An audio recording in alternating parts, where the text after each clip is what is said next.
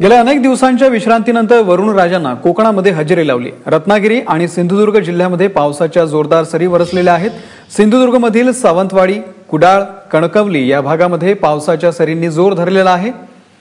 तर रत्नागिरीमध्ये राजापूर, लांजा आणि संगमेश्वर या भागामध्ये सुद्धा पावसाने दमदार हजेरी लावली आहे।